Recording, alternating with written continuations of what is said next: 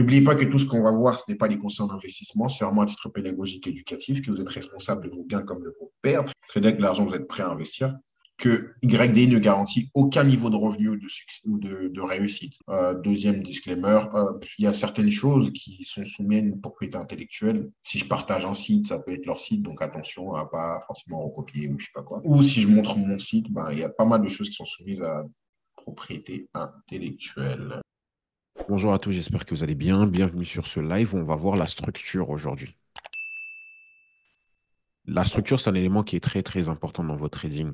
Euh, Parce que on veut toujours savoir est-ce que le marché va monter, est-ce que le marché va baisser, est-ce qu'on va être en consolidation. Je ne sais pas combien de temps va durer ce live, cette vidéo, cette formation. Je ne sais pas combien de temps ça va durer. Ça peut durer 1 heure, ça peut durer plus, hein, même ça peut durer 30 minutes. Mais vraiment, c'est très important pour vous de faire l'effort de le regarder jusqu'au bout. Parce que là, on commence à rentrer dans des sujets qui sont très, très importants. On commence à rentrer dans des sujets qui vont vous permettre de performer. Ce n'est pas un sujet à prendre à la légère, ce n'est pas un sujet juste cérébral et intellectuel, non. C'est réellement un sujet qui me permet de performer sur le marché. C'est réellement un sujet qui me permet de comprendre comment le marché fonctionne. C'est réellement un sujet qui me permet tout simplement euh, de suivre les tendances, etc. Bref. Donc, regardez-le jusqu'au bout. Aussi, deuxième chose, c'est pas parce que je vais pas faire des métaphores sur cette formation que ça signifie que la formation, elle est moins qualitative. Il y aura beaucoup moins de... Donc, vous avez l'habitude dans mes formations, dans mes vidéos précédentes que vous avez pu voir, je fais beaucoup de métaphores. J'aime beaucoup parler en métaphores pour démystifier ces choses qui sont... pas ces choses, mais ces concepts qui sont un peu compliqués dans le trading, hein. Je parle énormément métaphore, j'enseigne énormément métaphore pour démystifier tout ça. Et je suis un peu aux antipodes en soi de ce que les gens enseignent, parce que souvent, quand une personne t'enseigne, elle veut mettre des choses compliquées dedans, elle veut t'enseigner des concepts qui sont compliqués, elle veut te dire des termes qui sont compliqués, euh, pour que tu puisses valider que ce qu'il dit est vrai. Moi, je fonctionne à l'inverse. Je te donne vraiment des termes simples que tu peux comprendre de la vie de tous les jours, euh, pour, pour que par toi-même, tu puisses prouver si c'est véridique ou pas ce que je dis. Donc, c'est pas parce que dans cette formation, il n'y aura pas de métaphore que ça signifie que c'est moins qualitatif. Et c'est pas parce que ça va durer un peu plus longtemps en durée que, bon, il parle beaucoup. Hein. Et aussi, évitez ça. Quand vous regardez du contenu, que ce soit sur YouTube, que ce soit sur TikTok, que ce soit sur Instagram, etc., arrêtez de vouloir des choses de 40 minutes, 20 minutes. On ne peut pas vous expliquer le trading en 20 minutes. C'est pas possible. Et c'est que des vitrines, en fait. Là, je vous donne une vraie formation. Donc, si au bout de 20 minutes, vous en pouvez plus, etc., faites pause. OK? Prenez 2, 3 minutes de pause, 3, 4, enfin, 5 minutes, 10 minutes, le temps qu'il vous faut. Prenez un café, mais revenez sur la vidéo. Arrêtez de regarder la vidéo, mes formations en tout cas, arrêtez de les regarder 20 minutes, 10 minutes, et après vous passez à autre chose et vous avez l'impression que vous avez compris, ou même vous regardez 10 minutes, 20 minutes et après vous venez en coaching. Ouais, mais en fait, j'ai rien compris. Bah, je l'ai expliqué pendant 1 heure. Logiquement, si tu en es à ce point-là, logiquement, si tu as pris mon mentorat, c'est que tu as vu certaines vidéos, c'est que certaines vidéos, tu dois au moins savoir de quoi je parle. Mais si tu sais pas de quoi je parle aujourd'hui, quand par exemple je parle de bougies, tiens, euh, si je te parle de bougies aujourd'hui et tu vois pas de quoi je parle, tu me payes pour rien, mec. Mais pour de vrai. Et tu prends le mentorat pour rien. Et si tu écoutes cette vidéo mais que tu n'as pas vu les bougies, etc., va vite les voir. Prends le temps vraiment de les voir. Mais s'il vous plaît, c'est très important. Surtout mon contenu, OK? Le contenu des autres, que vous m'écoutez, que ce soit sur YouTube, peu importe où vous m'écoutez. Les contenus des autres, regardez juste 20 minutes si vous voulez, je m'en fiche. Regardez 5 minutes, je m'en fiche. Mais le travail que je vous fournis là peut vous rendre riche. Euh, j'ai nullement besoin de venir faire témoigner 15 000 personnes ici, hein. Je peux le faire, je peux m'amuser à faire ça, à prendre Alex, à lui faire parler, à prendre X, Y, Z, à prendre Youssef, à prendre William, à prendre Rémi, à prendre plein de gens, et venir leur faire témoigner, créer des podcasts et tout. Je suis le meilleur, voyez ma formation. Waouh, c'est bac à sable ça, ok? C'était 2022 qu'on faisait ça. C'était durant 2019 qu'on faisait ça, mais on est en 2024, il faut un peu élever le niveau. Donc, j'ai pas besoin de faire tout ça. Donc, aujourd'hui, on va parler de structure. Lorsqu'on parle de structure du marché, il y a trois personnes qui ont établi, qui ont ancré leur théorie dans le monde. dans le monde du trading, dans le monde de la finance. Ces trois personnes sont Charles Do, on va en parler, on en parle, enfin on va en parler du coup. Deuxième personne qui est Elliott et la troisième personne qui est Richard Wyckoff. C'est vraiment les trois personnes qui ont établi des théories de tendance en trading. D'accord? Donc Charles Do, c'est celui qui a créé Wall Street Journal, tout simplement. Et il est considéré comme le précurseur, le père de l'analyse technique. OK? Et Charles Do, du coup, il a observé certaines choses sur le marché. Donc, il a fait, enfin, comme nous, hein, comme vous faites, comme moi je fais, on est là tous les jours, on observe le marché, on prend des notes, on remplit notre notion, etc. Et il s'est rendu compte de plusieurs choses. Et Guillaume Hamilton, qui a succédé à Charles Do en tant que rédacteur en chef au Wall Street Journal, a affiné justement les principes de Charles Do et qui a donné en fait la théorie de Do qu'on connaît aujourd'hui, qui a donné la théorie de Do que moi je vais vous en parler aujourd'hui. Vous avez un livre là que je vous ai cité, n'oubliez pas, enfin vous pouvez aller lire, hein. Allez lire ce livre, c'est très très important. On parle de trading. Alors, ça va être une formation qui peut être très lourde pour vous à écouter, parce que malheureusement, je suis obligé de briser certaines choses, je suis obligé de briser certaines croyances que vous avez pour mettre en vous la bonne graine. On est dans le trading. Si vous ne supportez pas le fait de lire un livre de 30 pages, qu'est-ce que je raconte? De 300 pages, de 200 pages, si vous ne supportez pas de regarder une vidéo de formation de 1h30, de 2 heures, de regarder plusieurs vidéos de formation de 1h30, de 2 heures, j'avais envie d'être méchant, mais allez faire autre chose, s'il vous plaît. Et là, j'aurais pu être méchant et vulgaire. Mais sérieusement, allez faire autre chose. C'est beaucoup mieux. Pourquoi je dis ça? Parce que vous êtes dans un monde où vous pouvez partir de 500 euros jusqu'à 5 millions. Je ne suis pas en train de vous vendre du rêve, hein, c'est la vérité. Vous êtes dans un monde où vous êtes dans un marché, vous êtes dans un domaine où vous pouvez transformer 100 euros en beaucoup d'argent. Vous êtes dans un domaine où vous pouvez transformer 5 000 euros en des milliers d'euros, voire même des millions d'euros. On est dans un monde comme ça où le plafond de verre, c'est que toi qui vas te le fixer, ton plafond. On est dans ce milieu où il n'y a pas de limite jusqu'où tu peux aller. Si demain, tu es, je ne sais pas moi, infirmier de profession, il y a une limite. Cadre infirmier, c'est ta limite. Bon, tu peux devenir médecin, etc. Mais tôt ou tard, il y aurait une limite. Si aujourd'hui, dans ton entreprise, tu travailles dans une entreprise en tant que commerçant, etc., il y a une limite. Tu peux être directeur grand maximum. Et tu le sais qu'il y a une limite. C'est pour ça que tu es ici. Et tu sais que ici, dans ce domaine, il n'y a pas de limite. Dans ce domaine du trading, tu le sais qu'il n'y a aucune limite. La limite, c'est que toi qui vas la fixer.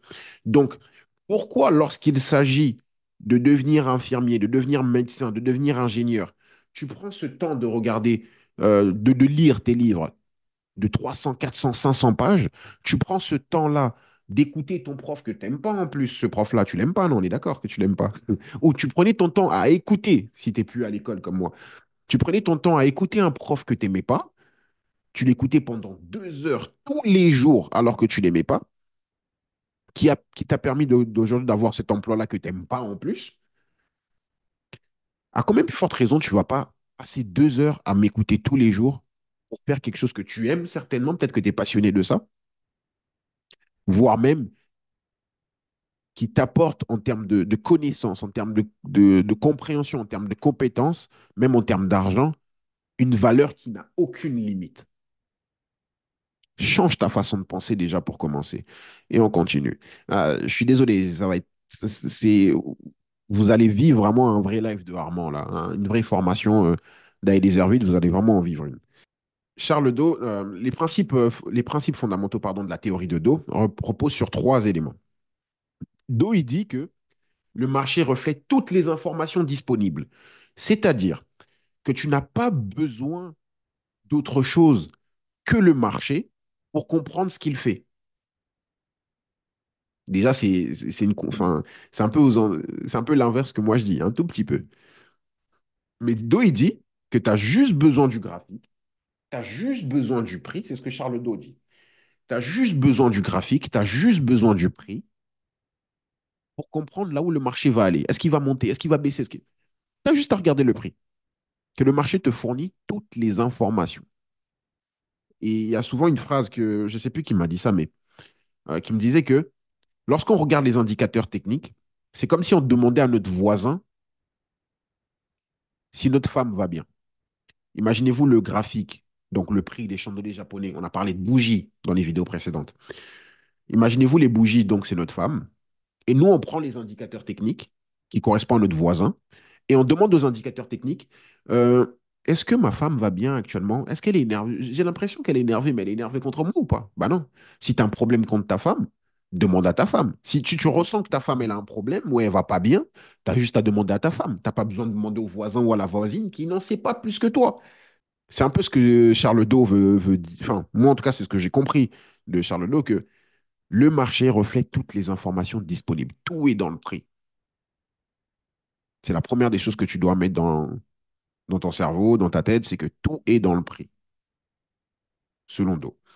Donc, le marché évolue selon les tendances, c'est le deuxième point fondamental de Charles Doe, et que les tendances ont différentes phases. D'accord?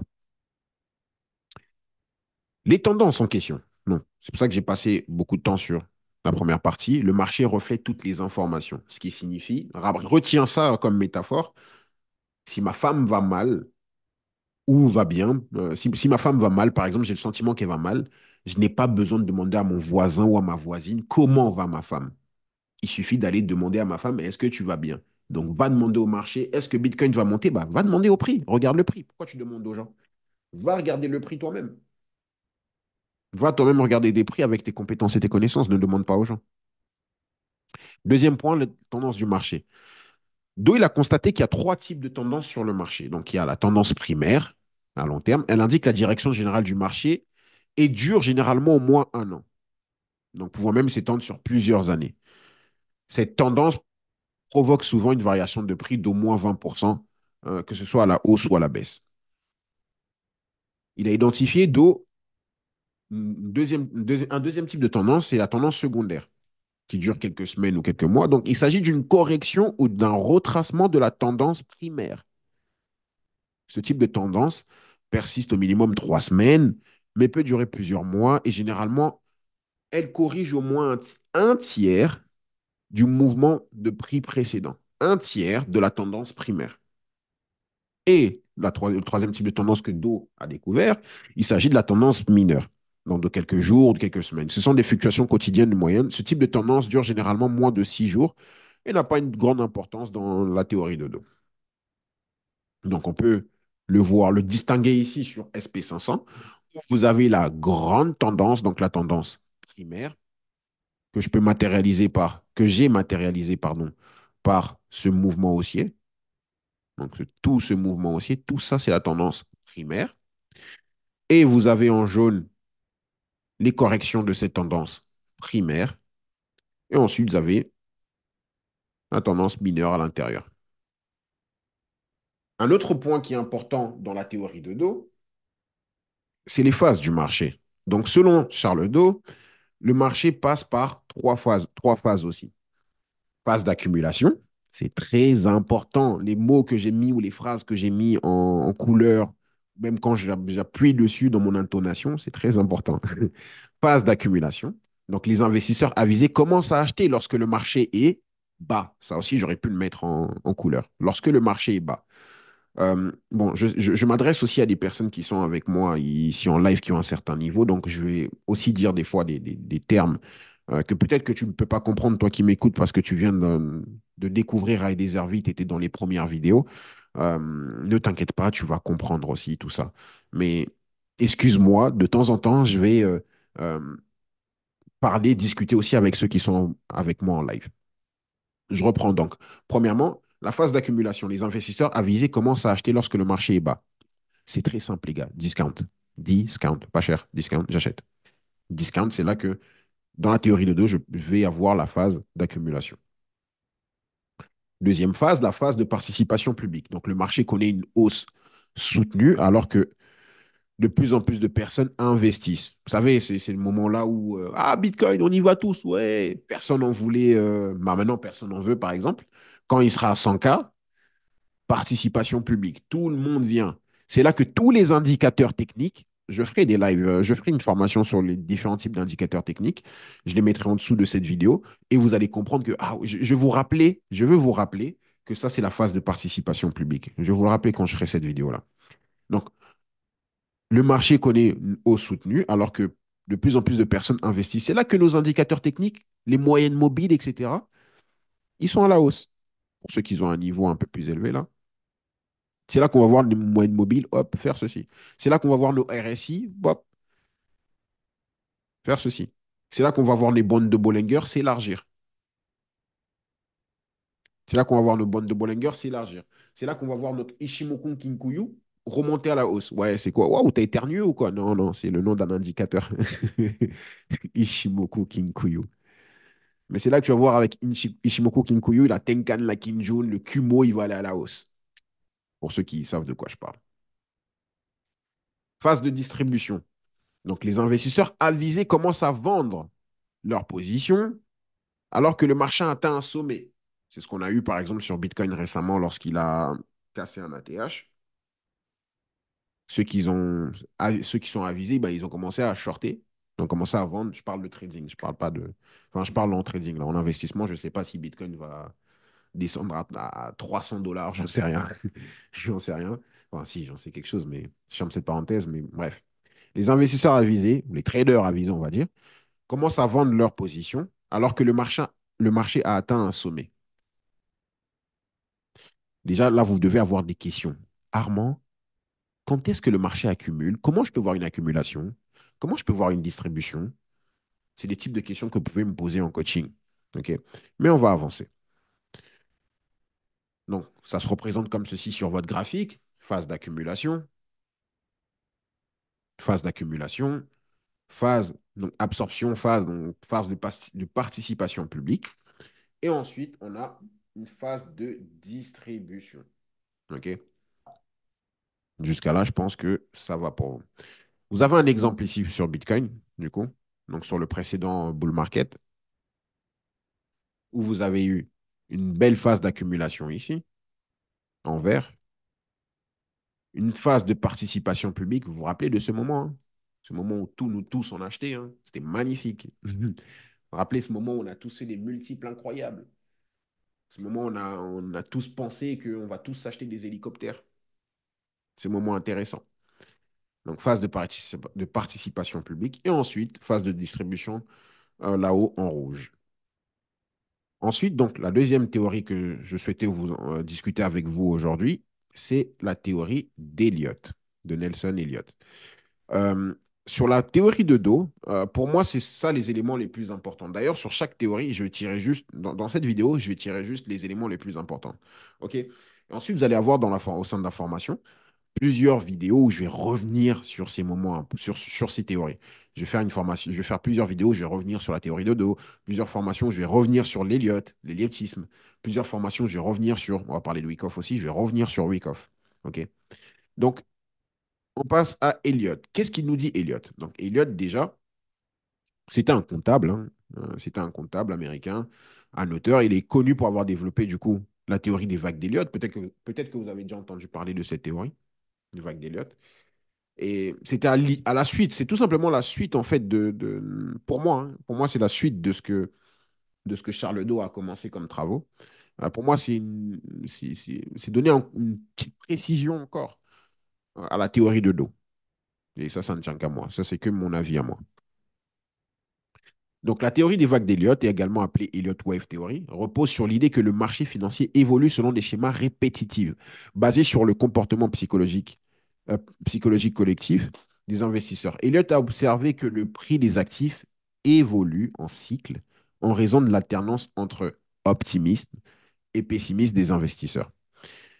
Les principes de base de la théorie d'Elliott, c'est quoi? Donc, c'est que pour Elliott, lui, il y a deux types de vagues. Il y a des vagues d'impulsion, c'est des vagues qui se déplacent dans la direction de la tendance, par exemple de la tendance primaire que Charles Doe a découvert. Et il y a des moments de correction, okay, qui se déplacent, par exemple, dans les moments dans, la, dans les tendances secondaires que Doe a découvert. Donc, Elliot, il dit que donc, il y a des vagues d'impulsion. Ces vagues se déplacent dans la direction de la tendance principale. Elliot, il dit il a identifié des motifs de vagues.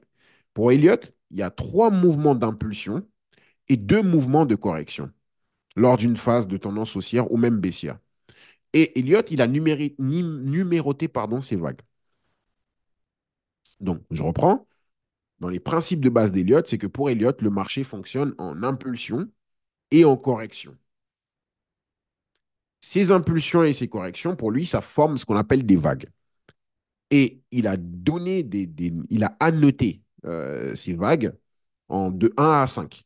Que vague 1, vague 2, vague 3, vague 4, vague 5, hop, la tendance, elle est finie, correction. Pour Elliott, le marché se déplace comme ceci. Pour Elliott, les marchés financiers ne se déplacent pas en ligne droite. Tu ne pourras pas avoir une expansion parabolique tout le temps, selon Elliott. Selon Elliott, par exemple, je prends ma vague 1 ici. Cette vague 1 qui se déplace comme ça équivaut à Bitcoin aujourd'hui, qui passe de, je ne sais pas, il a combien, mais de 59 000, on va dire, à 70 000. Tu es là, oui, tout content, machin. Pour Elliott, il y aura la vague 2 qui arrivera. Et ça, mon ami, toi qui viens d'arriver dans ce domaine, tu dois en être conscient. Toi, mon ami qui est là depuis longtemps dans ce domaine, tu dois en être conscient. D'où le fait que lorsque un actif, une crypto, une action, une paire du Forex part de ton prix d'entrée, explose à la hausse, tu ne dois pas avoir la peur d'avoir loupé le mouvement, ce qu'on appelle le FOMO. Pourquoi? Parce que dans la théorie d'Eliott, même dans la théorie de Charles Dow, on te parle justement de ce moment de correction. On te parle justement de ce moment de retracement.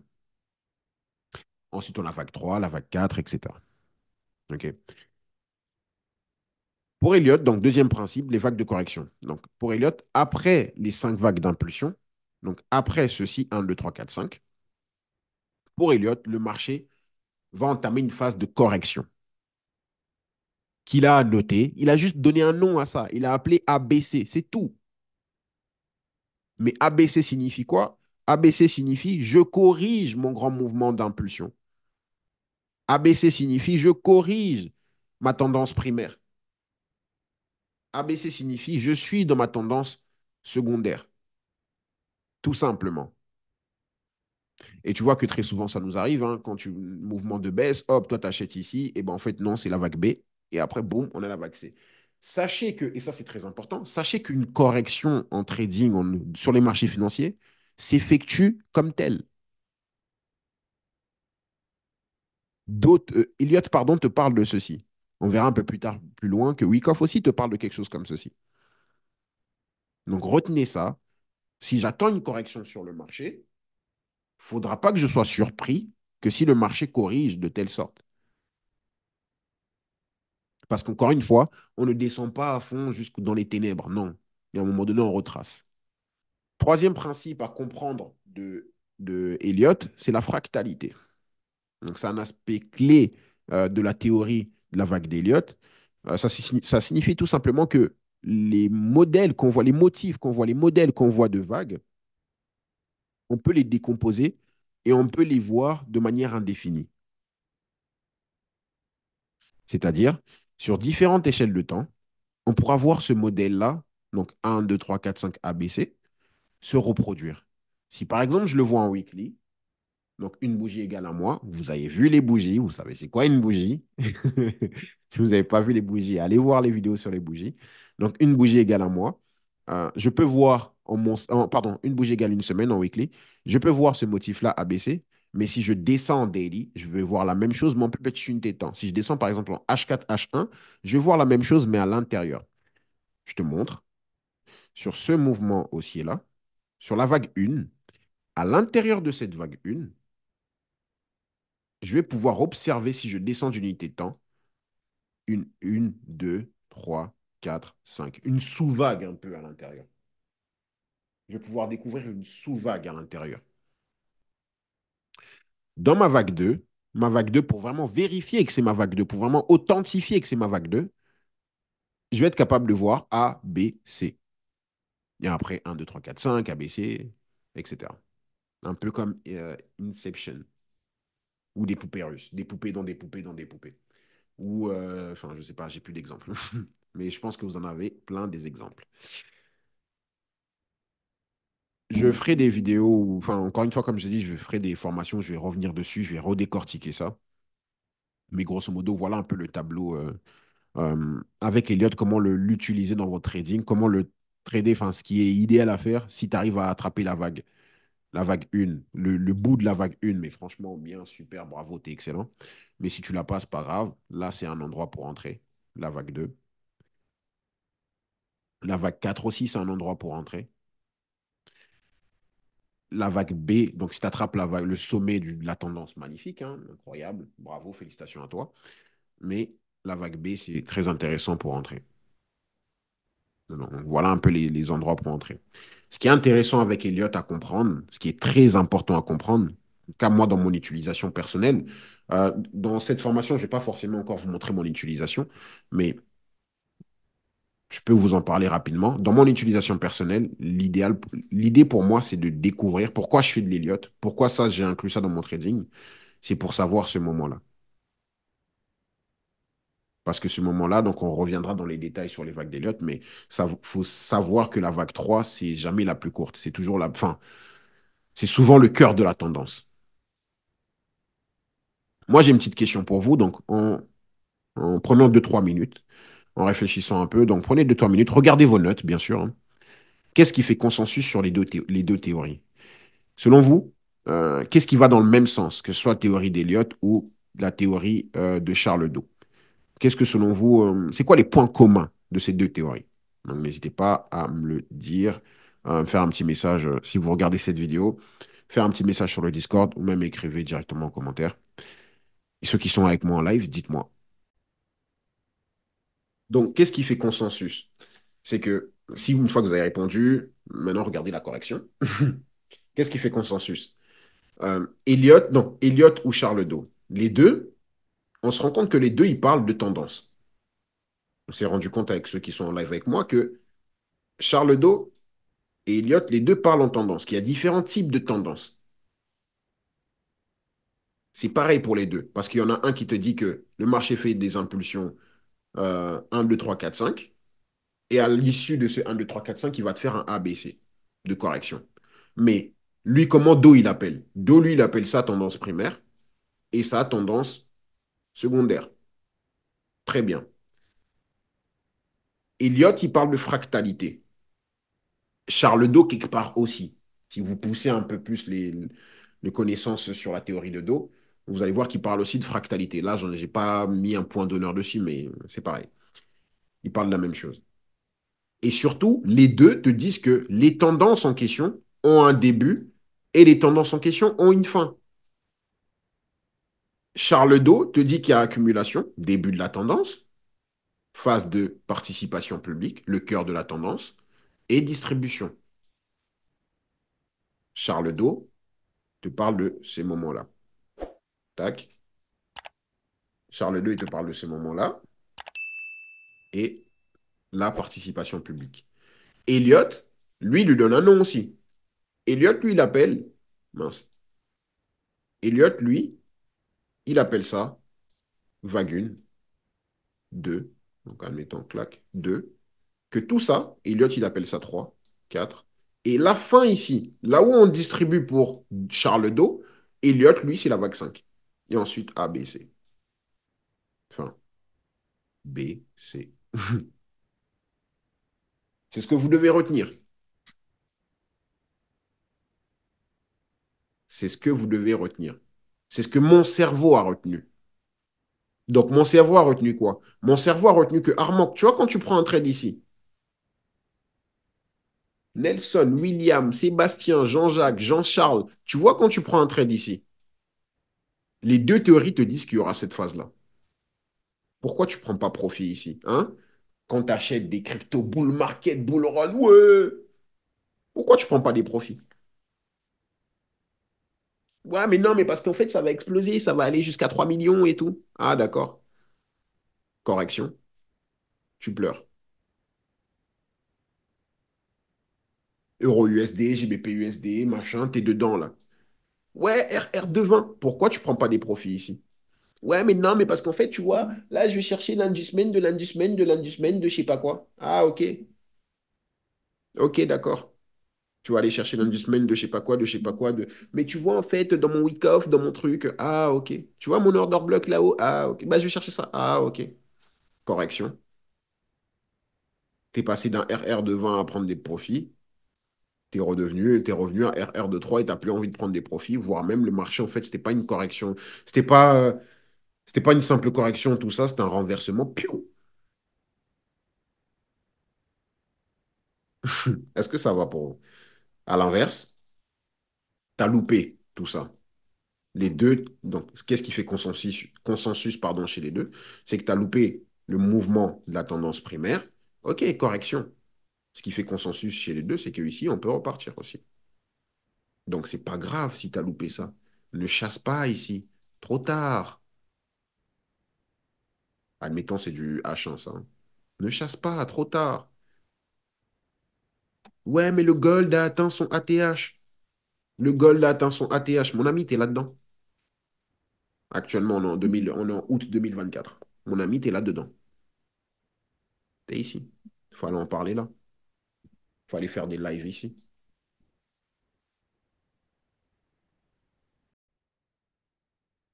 Donc, la troisième théorie qui va avec les deux dernières qu'on a vues est la théorie de Wyckoff.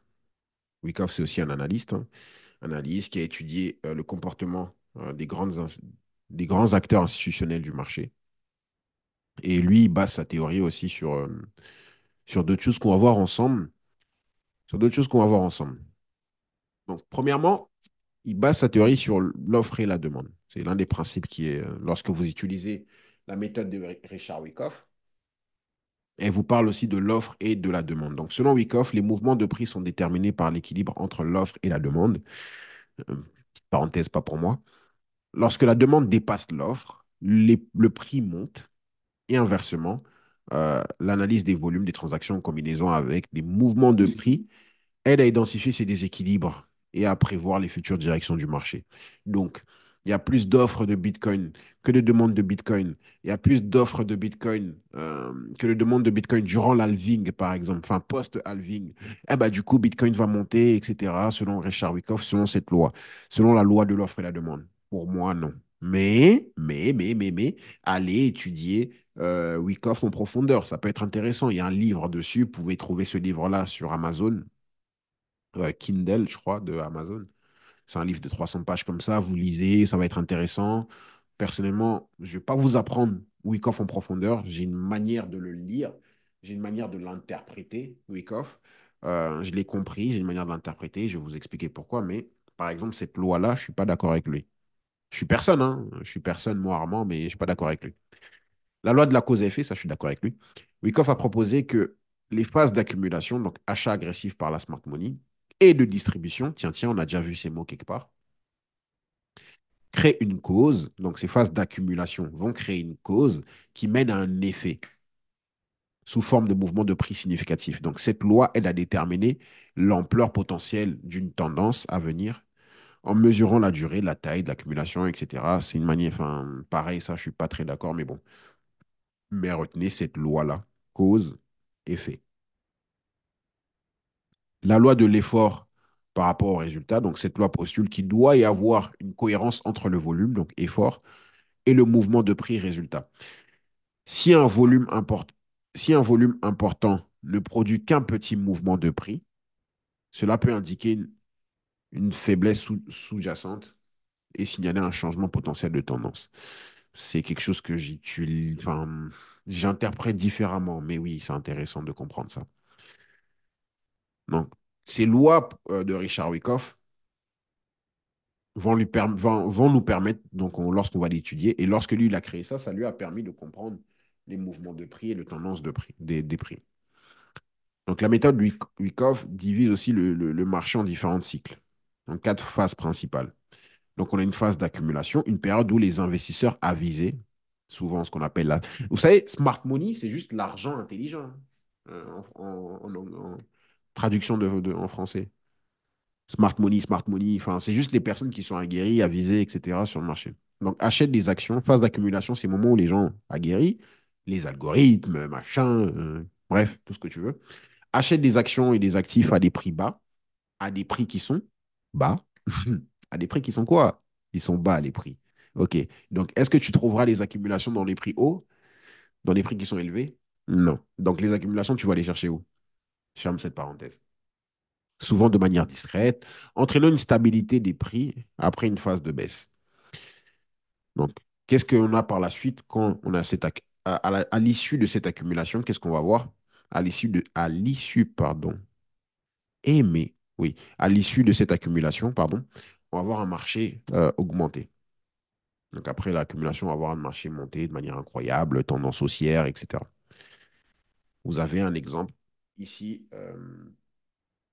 Vous avez un exemple ici d'une accumulation Wyckoff. Encore une fois, je ne fais pas de Wyckoff. Encore une fois, je ne suis pas là sur le marché. Ah, vous n'avez jamais vu un de mes graphiques où j'ai écrit PS, Selling Climax, Automatic Rally, ST, UA, Spring. Je sais ce que ça signifie. J'ai lu le livre, comme tout le monde. J'ai même payé des formations auprès des personnes qui sont, entre guillemets, spécialistes de Richard Wyckoff. J'ai payé des formations, j'ai acheté des formations des gens qui se disent qu'ils sont spécialistes de Wyckoff. Mais je ne fais pas de Wyckoff. Une petite parenthèse pour ceux qui sont avec moi en live et qui étaient là lundi ou non, vendredi dernier. Juste en 2 minutes, les gars, en 2 minutes, comment on appelle ça, ce mouvement-là? On a vu ça vendredi ensemble. Bref, on ferme cette parenthèse, on verra ça plus tard. On verra ça ensemble, vous allez voir ça dans les vidéos qui suivent en bas. Distribution. Phase de distribution. Donc, les investisseurs avisés commencent à vendre. Le marché là up énormément. Les investisseurs avisés, ils commencent à vendre à des prix élevés, alors que la foule continue à acheter. Par exemple, XOUSD. C'est un gros exemple. Ce pas des concepts d'investissement, hein, mais on est au mois d'août, 28 août, XOUSD par exemple. Allez voir. XOUSD, il a déjà up et tout. Et c'est là que les gens continuent à acheter. Ouais, mais ATH, il va continuer qu'à monter. Gna, gna, gna. Pour moi, pas certainement. Donc, pour moi qui connais les distributions, moi qui connais tous les théories de tendance là, je me dis peut-être que ça peut monter et ils ont raison, tant mieux pour eux. Mais moi, j'y vais pas. Pourquoi? J'ai conscience qu'on aura potentiellement cette phase de distribution. Donc, j'y vais pas. Donc, les investisseurs avisés commencent à vendre leur position à des prix élevés, tandis que la foule achète, hein, conduisant à une stabilité, donc un range des prix. Ensuite, le prix se retourne et drop. Donc, Wyckoff a introduit des concepts comme le spring, comme l'uptrust, pour détecter les faux mouvements et les tests de force pour de force ou de faiblesse de marché, pardon. Le spring se produit lorsque le prix tombe sous un quoi? Un support clé. Sous un quoi? Un support. Un support clé. Donc, il faut savoir faire quoi? Lire la liquidité, tout simplement. Ensuite, rebondir rapidement, signalant une opportunité d'achat. L'uptrust, c'est son équivalent, mais pour l'inverse. Donc, quand Uptrust, quand le marché up à fond, Uptrust, UTAD, up à fond, il va taper une résistance, il va prendre la liquidité d'une résistance, il drop.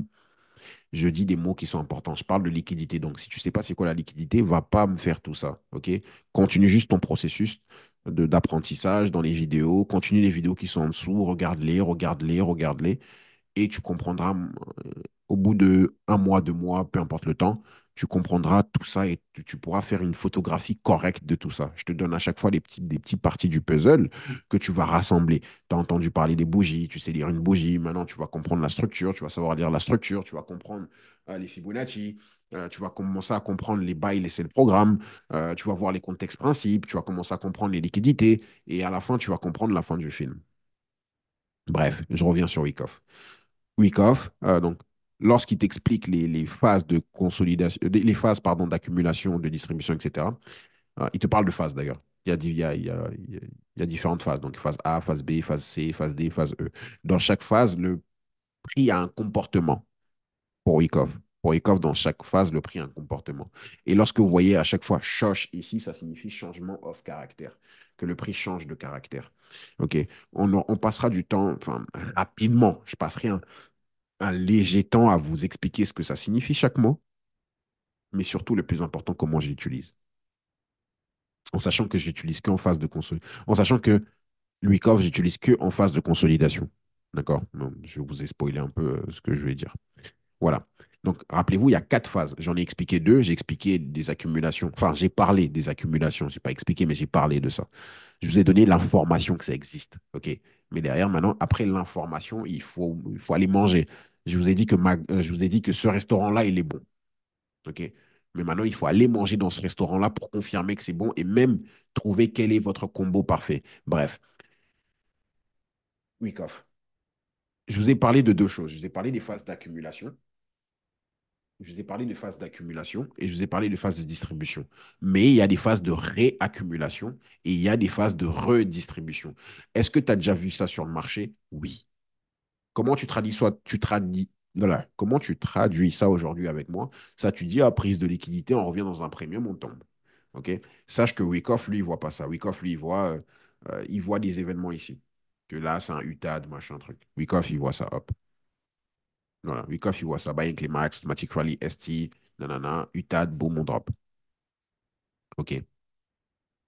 Donc pour Wyckoff, le marché, la tendance du marché est plutôt comme ceci. Que vu qu'on a à chaque fois des mouvements de up significatifs, donc à chaque mouvement de up significatif, il y a une cause, il y a un range avant un up pour Wyckoff. Pour Wyckoff, avant un drop, avant un up, il y a des ranges à chaque fois. Et donc, en fait, ça revient un peu à Elliott, hein, que, en fait, il y a des schématiques dans des schématiques dans des schématiques. Par exemple, là, pour avoir ce drop, à l'intérieur ici, on a dû avoir une schématique Wyckoff de distribution. Pour avoir ce up qui va là-haut, ici, si on zoome, on a dû avoir une schématique d'accumulation pour up. Pour up. OK? Parce qu'il parle de cause et effet. Donc, il existe maintenant différentes schématiques d'accumulation de Wyckoff, différentes schématiques de distribution de Wyckoff. Enfin, première schématique. Je reviendrai sur tout ça, vous vous inquiétez pas. Dans les vidéos qui sont en dessous, je fais que me répéter, mais c'est réel, hein. Je reviendrai dessus pour vous expliquer comment moi je l'utilise. Mais vous pourrez observer sur le marché cette schématique d'accumulation, ou celle-ci. En fait, je devais apprendre tout ça. Enfin, à l'époque, j'avais appris tout ça par cœur. Et j'étais en train de chercher laquelle va se faire, etc. Ouais, là, on a. C'était marrant. Je ne le fais plus, ça. Mais je l'ai dans mon cerveau quelque part. Schématique de distribution, deuxième type de schématique de distribution, troisième type de schématique de distribution. Vous inquiétez pas, vous allez avoir ce PDF. Quatrième type de schématique de distribution. Et je ne les ai pas mis, mais on a des schématiques de réaccumulation. On en a trois ou quatre aussi. Et on a des schématiques de redistribution. On a trois ou quatre aussi. Je suis passé par ce processus-là. C'est pour ça que aujourd'hui, là, il y a distribution et redistribution. Donc, je suis passé par ce processus-là de regarder, de chercher que des schématiques, des schématiques, des schématiques sur le marché. Je suis passé par ça pendant une année ou 6 mois, je ne sais plus, mais une année, je dirais, à chercher que des schématiques sur le marché. C'est pour ça qu'aujourd'hui, je suis capable de vous dire que c'est de la merde de chercher des schématiques sur le marché parce que ça ne reviendra jamais. Parce que tu ne verras jamais une distribution autant belle. Et même Wyckoff lui-même, il dit, et je cite, qu'il faut être flexible sur les marchés financiers. Je cite, il dit qu'il faut être flexible dans l'étude de la compréhension du marché, de la compréhension de la schématique, de la durée, de la vitesse, de l'amplitude du mouvement. C'est les points que Wyckoff soulève. Dans tout ça, tu dois être flexible. Tu dois être flexible. Et donc, chercher des schématiques. Si je vois ça, je fais ça. Si je rentre. Si je vois ça, ça, ça, ah bah, je vais rentrer sur le prix comme ça. Pas intéressant. Je l'ai fait. Je faisais partie de ces traders que j'étais là, hop, je vous faisais des lives. Je faisais des lives où je disais, bon les gars, moi je veux que le prix fasse ceci, cela, et après j'achète. S'il n'y a pas, je ne fais rien. Ok, il n'y a rien, je ne fais pas. Bon les gars, moi je veux ceci, cela. S'il y a, je buy, machin. Je veux que ma schématique. Je l'ai, ça me stop loss. Bon les gars, c'est pas grave, hein. J'étais dans mon plan, hein. C'est pas grave, j'étais dans mon plan, les gars, c'est pas grave, j'ai fait stop loss. Bon, ça arrive, hein. J'étais dans mon plan, hein. Moi, cette excuse-là a duré 2 semaines avec moi. 2 semaines. Je me suis dit, mais attends, comment ça J'ai mis pause et je me suis dit, mais comment ça j'ai un plan, mais il ne marche pas? C'est-à-dire que j'ai rien compris en fait, j'ai eu tort. Donc, qu'est-ce qui a fait que j'ai eu tort? Et au fur et à mesure du temps, je me suis rendu compte que, bah, en fait, schématique sur schématique, ça sert strictement à rien. Derrière tout ça, malgré tout, malgré les algorithmes, malgré tout ce qu'on dit, hein, c'est comme si l'intelligence artificielle de ce marché ou l'algorithme qui est derrière ce marché a maintenant un comportement d'un être humain. Ça, c'est dans mes idées. Ok, là, on n'est plus dans l'enseignement. Je suis plus en train de vous enseigner. Je suis en train de vous dire mon idéologie, ma façon de penser. Ma façon de penser est qu'aujourd'hui, le marché, on a un algorithme sur le marché, d'accord. J'ai pas besoin de vous convaincre. À part si vous m'écoutez et que vous ne me connaissez pas et que je dois vous convaincre, donc venez sur Telegram, partout, enfin, partout où je parle, même écrivez-moi, hein. On va faire un live, je vais vous expliquer pourquoi je pense ça. Je ne suis pas dans le but de vous convaincre, mais je vais vous expliquer pourquoi moi je crois en ça, qu'il y a un algorithme sur le marché et que le prix ne se déplace pas de manière aléatoire. Imaginez-vous cet algorithme-là ou cette intelligence artificielle est devenu tellement fort que c'est devenu presque un humain. Imaginez. On rentre dans ce... Venez, je vous emmène dans ce dogme-là, dans ce paradigme-là. Je vous emmène dans ça. Acceptez-le. Ne refusez pas. Acceptez. Bon, ok, je suis rarement. Il dit ça, vas-y. Ok, admettons que. Ok, admettons que l'algorithme est devenu presque un humain. Donc, il a les comportements d'un être humain. Donc, tous les jours, il ne fera pas la même chose. Parce qu'un robot est censé faire la même chose tous les jours. Un algorithme est censé faire la même chose tous les jours, la même tâche tous les jours. On parlait tout à l'heure de prompt. Je lui écris un prompt, il me répète ce prompt-là tous les jours. Mais si maintenant il a tellement appris du marché qu'il est devenu, qu'il a commencé à avoir le comportement presque d'un être humain, ça signifie que tous les jours, il n'aura pas le même caractère. Tous les mois, il ne fera pas la même chose. Et d'ailleurs, tu peux aller sur ton graphique voir ça. Tous les mois, tu n'as pas la même bougie en monthly. Tu n'as pas la même bougie tous les week-ends en weekly. Tu n'as pas les mêmes bougies. Tu as des bougies qui sont différentes. Donc, schématique sur schématique sur schématique, bah non. Bah non. Non, il faut plutôt comprendre son comportement, son caractère. Comprendre que oui, quand elle est énervée, c'est vrai qu'elle a cette schématique-là. Donc, plutôt comprendre quand est-ce qu'elle est énervée. Pas comprendre, ah, en fait, quand elle est comme ça signifie qu'elle est énervée. Non, non, non, non. Je comprends. En fait, c'est pas comprendre. C'est pas comprendre que oui, quand une personne sourit, c'est pas traduire le sourire par un bien-être. Non. Il y a des personnes, leur sourire, c'est le moment où elle va sourire, tu dis que cette personne-là, elle va mal. Vous voyez ce que je veux dire? Donc, au lieu de comprendre, au lieu de comprendre une schématique et de se dire que, en fait, quand je vois le sourire sur le marché, c'est dire que le marché va bien. Non, c'est pas ça qu'il faut comprendre. Il faut comprendre la personne. Il faut comprendre quelle est l'expression faciale qui résulte du bien-être par rapport à cette personne-là. Vous voyez? Je ferme toutes ces parenthèses. Désolé d'avoir été aussi loin, mais c'est important tout ce que je raconte. Donc, pour vous, en ayant vu les trois différentes théories, qu'est-ce que selon vous, il fait consensus? Que ce soit Charles Doe, que ce soit Eliot, que ce soit Richard Wyckoff, que ce soit Richard Wyckoff, qu'est-ce qui fait consensus selon vous? Quelle théorie, enfin, qu'est-ce qui rassemble les trois théories selon vous, premièrement? Et ensuite, on va se demander, ensuite, on va se poser la question, quels sont les avis divergents? Qu'est-ce qu'ils ont de différent? Mais d'abord, commençons par qu'est-ce qui est pareil pour les trois théories? Donc, je disais en off, la conclusion est que c'est pas moi qui l'a dit, hein, c'est Greg, meilleur élève. Donc, le marché évolue en tendance. Donc, c'est ce que Elliot te montre ici, qu'on est en tendance haussière. Euh, Charles Doe te montre la même chose un peu plus là-haut. Voilà. Que ça, c'est ça qui définit une tendance haussière pour lui. Wyckoff te montre ici en bas que pour lui, Wyckoff, ce qui détermine une tendance baissière, une tendance haussière, pardon, c'est plutôt dans ce sens-là, celui-là. C'est les trois schématiques, enfin, c'est les trois manières de voir la tendance.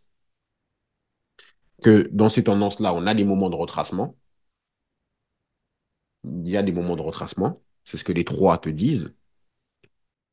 Et les trois te disent que dans c'est tous nos tendances là, on a un début de tendance et on a une fin de tendance. Que Wyckoff appelle distribution, que Elliott appelle, que Wyckoff appelle distribution, que Do appelle distribution, et que Elliott, non, que Wyckoff appelle distribution, Do appelle distribution, Elliott appelle vague 5. Il y a un début que Elliott appelle 0, 1, 2, Wyckoff appelle ça accumulation, Elliott appelle ça accumulation. Il y a un milieu de la tendance que Elliott va appeler vague 3, qui est la vague la plus longue. Do va l'appeler phase de participation publique. Wyckoff va dire qu'il y a une réaccumulation dedans. C'est ça qui fait consensus chez les trois. Chez les trois, on a cette notion de fractalité, qui a des tendances dans des tendances dans des tendances. Chez les trois, on peut retrouver le type de tendance qu'on a vu là à l'intérieur d'une tendance. OK. Qu'est-ce qui fait divergence? Et on va finir par ça. Donc, qu'est-ce qui diverge? C'est quoi les propos qui sont pas similaires? La différence entre les trois, que, la différence entre les trois que moi je garde, personnellement, c'est que Do, si je commence par Do, lui, il parle vraiment que du mouvement haussier. Do s'intéresse qu'au mouvement. Il s'intéresse vraiment au gros mouvement. Elliott, lui, il s'intéresse au mouvement et il a ramené les retracements aussi. Il a ramené cette histoire que, en fait, le marché n'a pas que des mouvements haussiers, machin. On peut déterminer les retracements. On peut avoir des targets sur les retracements. C'est ce que Elliott ramène. Et Wyckoff, lui, il ramène cette histoire de consolidation. Wyckoff lui ramène cette histoire de consolidation.